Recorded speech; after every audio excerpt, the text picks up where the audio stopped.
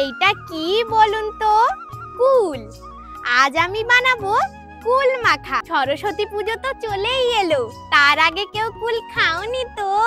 যারা যারা কুল খেয়েছো পরীক্ষায় কিন্তু খুব সাবধান। চলো তাহলে কুলটা মাখা যাক। প্রথমে আমি কুলগুলো ধুয়ে নিচ্ছি। চলো কুলগুলো থেতো করে নি।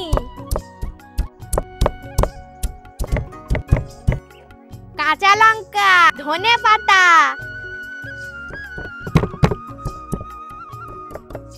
এবার নুন দিয়ে দেব, গোলমরিচ গুঁড়ো দিয়ে দেব, কাসুন্দি দিয়ে দিলাম। এবারে সব একসাথে খুব ভালো করে মাখিয়ে নেব।